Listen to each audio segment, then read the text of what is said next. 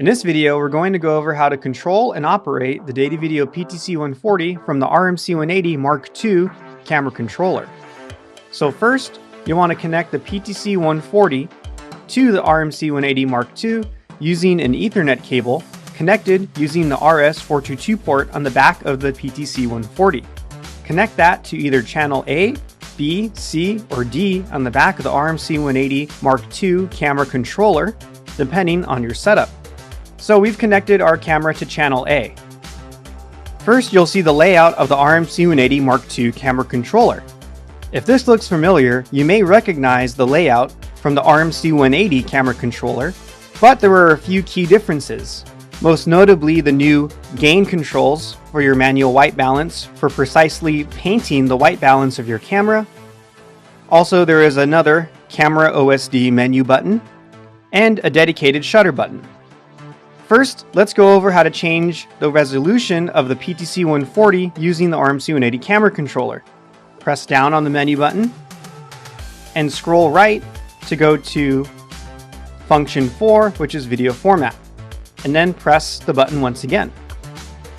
You'll see we have 1080 5994 as the resolution. You can also choose between 50 frames per second in 1080 or 60p in 1080. Also 50i, 5994, 60i, 25p, 1080 at 2997, 1080p 30, 720p 50, 720p 5994, and then finally 720p 60. So set the resolution to what you desire or what works best with your video switcher. I'm going to choose 1080p 60. To choose the resolution, press down on the menu button and then press down once again to execute. This will reset your camera.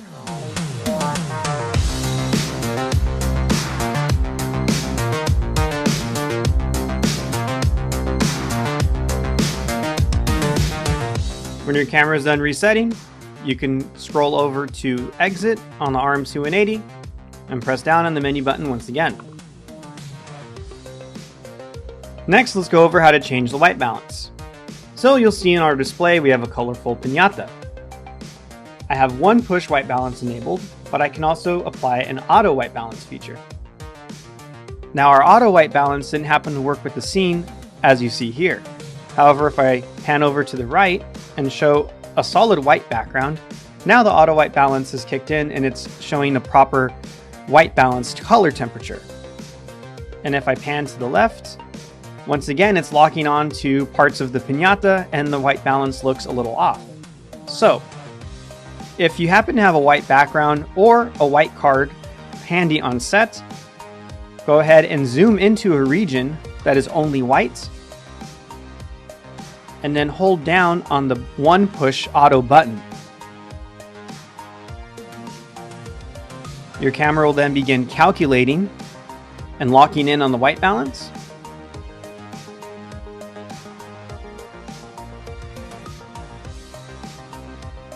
And when it's finished, now the white balance stays consistent. You also have the option to manually white balance. And this would take advantage of the red gain and blue gain buttons, which double up for controlling on the menu. However, this is a more advanced feature and one push white balance is what I would recommend. Next, let's go over how to save camera presets. You'll see in the bottom right of the camera controller, there are 4 camera presets. Since we're using channel A, we're only going to set on channel A presets. So let's go ahead and let's save this particular shot as the first preset on channel A. To do that, press the store button. You'll see that all the buttons are now blinking. I want to set it to the first. Press down on that, and now this is saved. So let's go ahead and find a second shot. I'm going to pan down to this figure here. All right, our focus has locked in. Okay, so now I'm going to hit store, and I'm going to hit the second preset. Now I'm going to go back over to the piñata, and we're going to do an extreme close-up as much as the camera can zoom in without losing focus.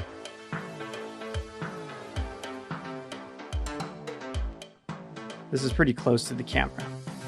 Okay, here we go. I'm going to save this as my third shot.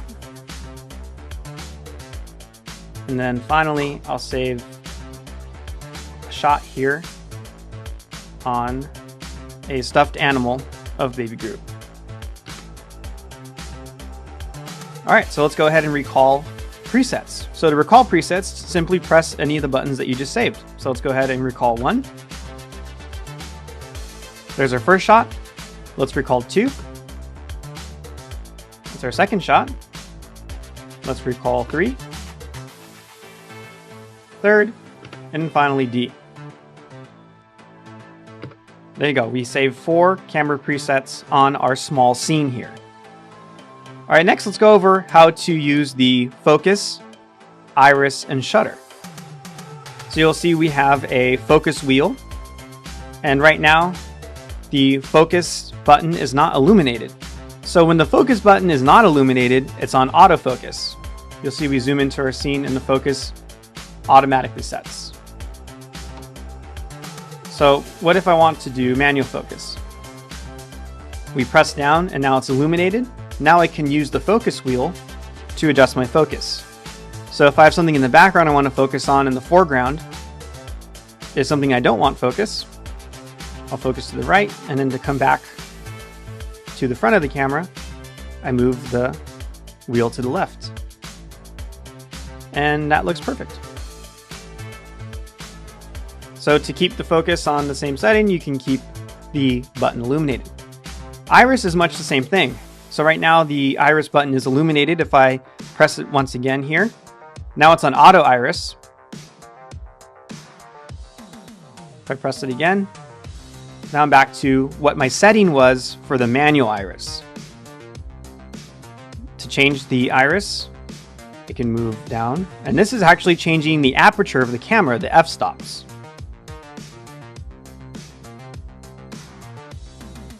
So if I'm wide open and it won't go anymore, it's probably f1.8.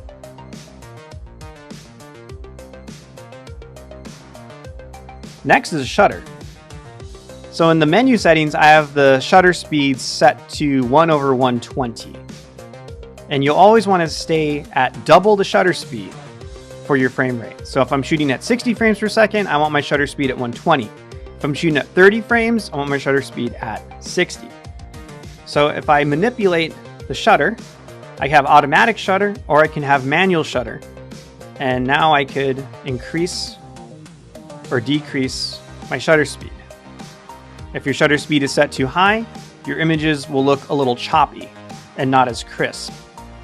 If your shutter speed is set too low, say I'm shooting at 1/30 when my frame rate is 60 frames per second, you'll see ghosting and moving images.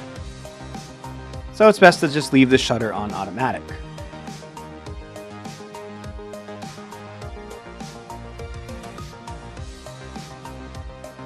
Next, you'll see the zoom controls. We have fast, middle, and slow. This controls how fast we zoom in and out. Remember my manual focus was on, so I now turned on autofocus once again. So if we want to go slow, we can pan really slow and tilt up really slow and also zoom really slow. By the way, I'm zooming by twisting the knob on the RMC 180 camera controller to the right and left to zoom in and out. So there's a very, very, very slow pan, an extreme zoom of this very small piñata. For reference, this is my hand picking it up. That is a very small piñata. And if I go to fast, now I'm moving fast. So the lock button will set so that if you accidentally touch the joystick, that the camera will not be moved. However, you can still recall presets when it's in lock. So if you're on a production and you only want to use your camera presets, you can always set the lock button on, and if you accidentally touch the joystick, then you'll still have your shots all set. Alright, that's it. To learn more about the PTC 140 pan-tilt zoom camera or the RMC 180 Mark II camera controller, check the links in the description below.